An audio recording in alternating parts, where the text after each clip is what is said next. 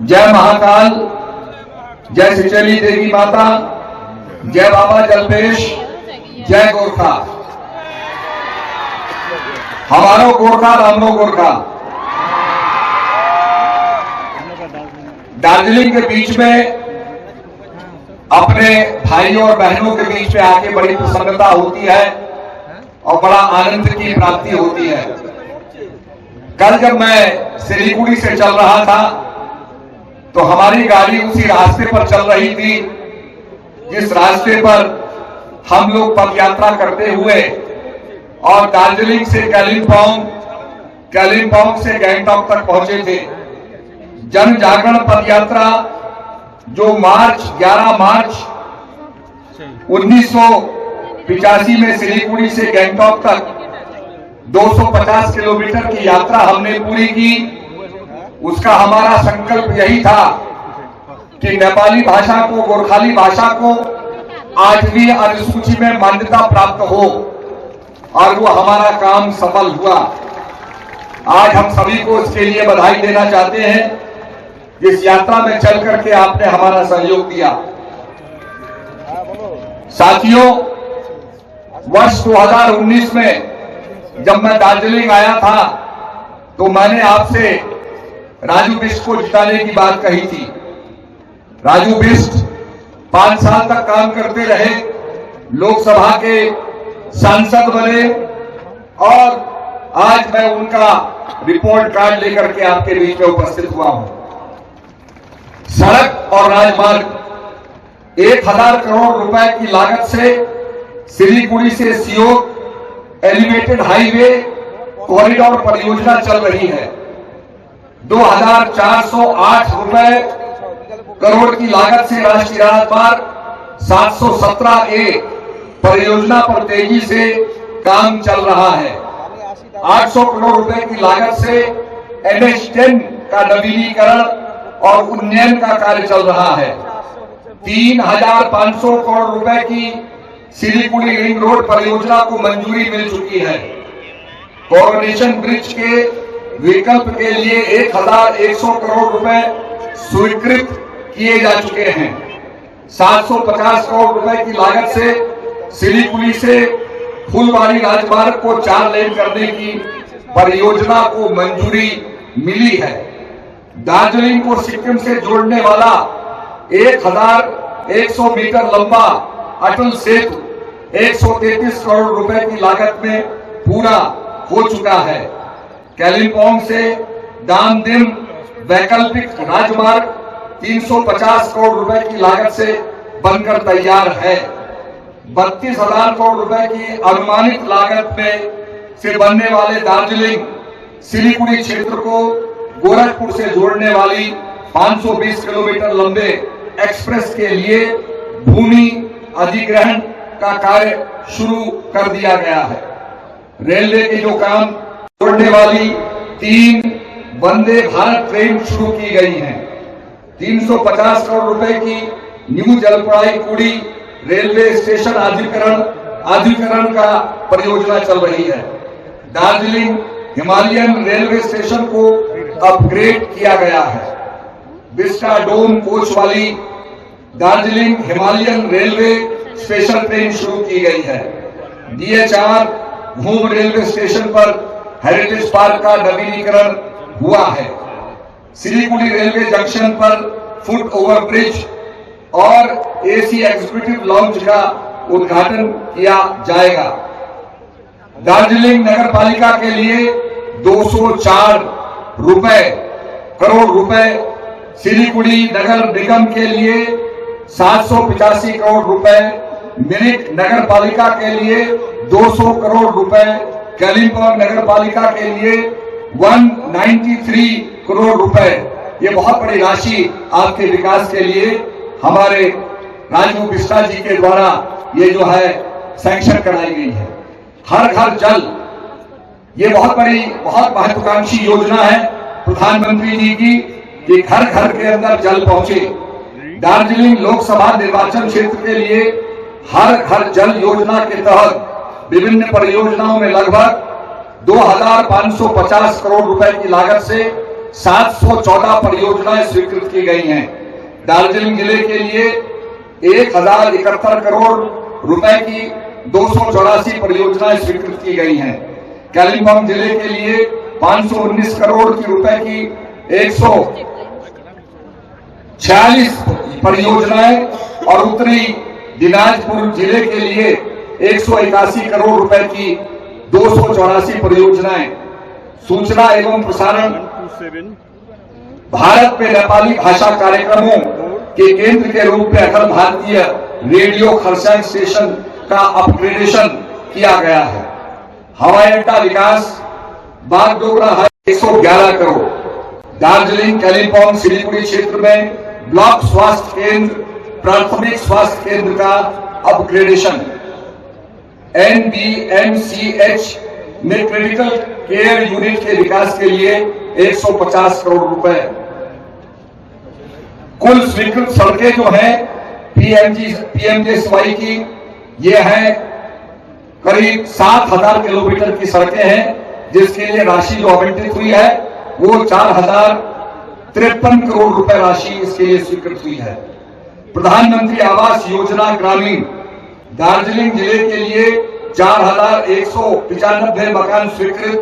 कालिम्पोंग जिले के लिए 2156 मकान स्वीकृत। उत्तरी दिनाजपुर जिले के लिए 77,856 घर स्वीकृत। प्रधानमंत्री विकास योजना शहरी दार्जिलिंग जिले के लिए 10,408 मकान आवंटित। कालिम्पोंग जिले के लिए 22,077 मकान आवंटित।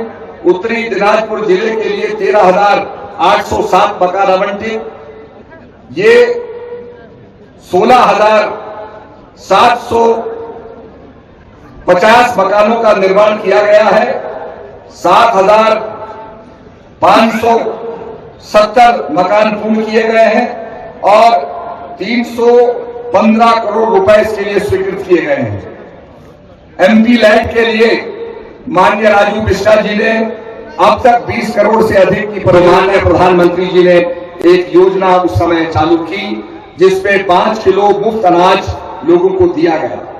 मुझे बड़ी प्रसन्नता हो रही है कि यही योजना दिसंबर 28 तक 5 साल के लिए बढ़ा दी गई है। इस योजना के माध्यम से 81 करोड़ 45 लाख लोगों को मुफ्त खाद्यान्न दिया जाएगा और हम प्रधानमंत्री जी के आभारी हैं, क्योंकि दुनिया देख रही थी कि हिंदुस्तान के अंदर कोरोना आया है, अब मोदी जी कोरोना से कैसे लड़ेंगे।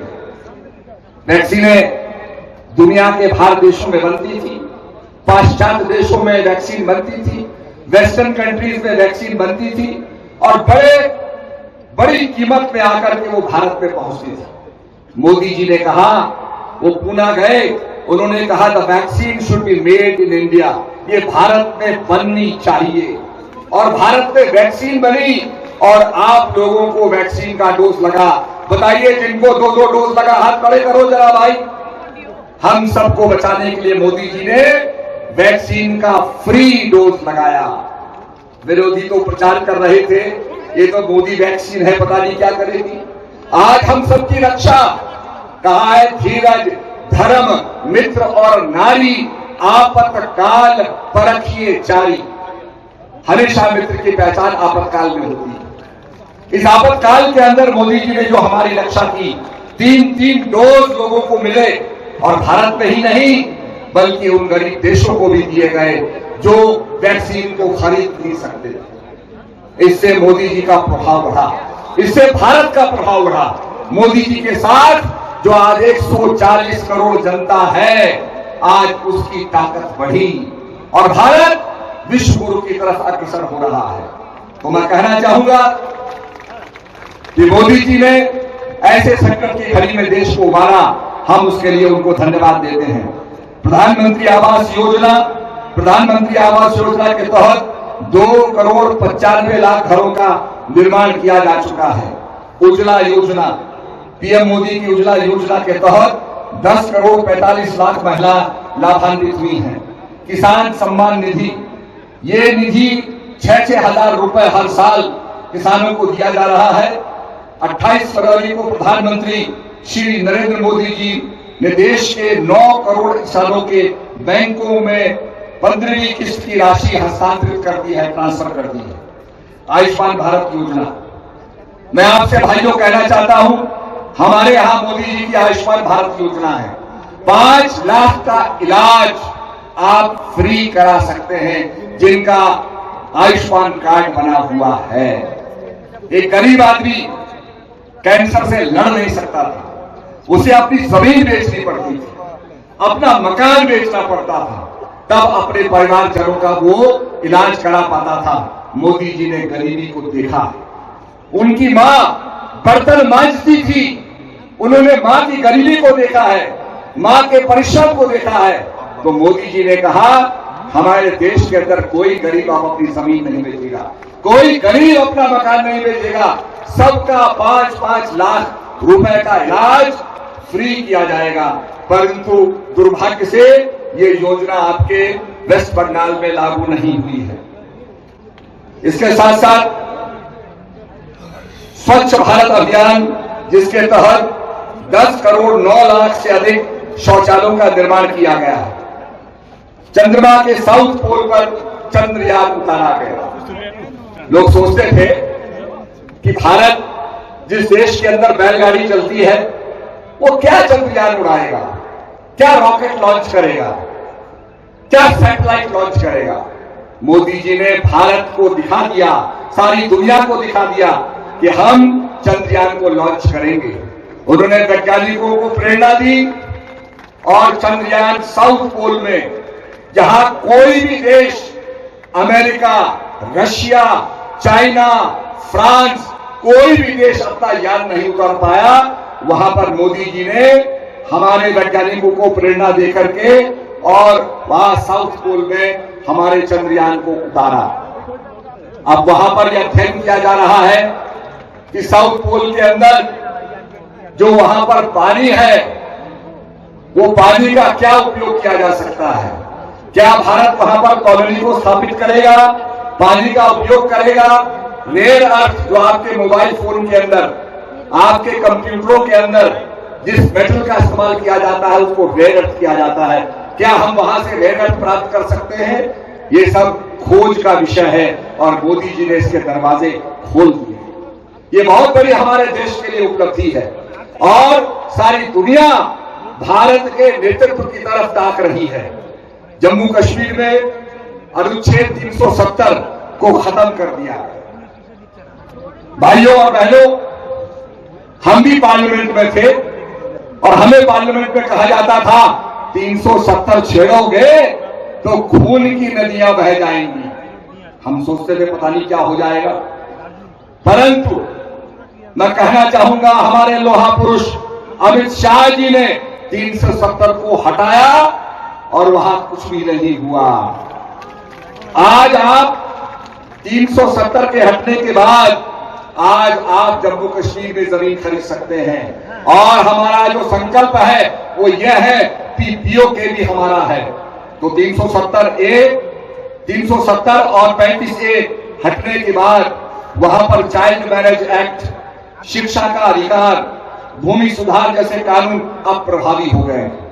इसके साथ साथ वाल्मीकि, दलित और गोरखा जो राज्य में दशकों से रहते थे उनको भी निवासियों की तरह सम्मान का अधिकार उनको मिला है।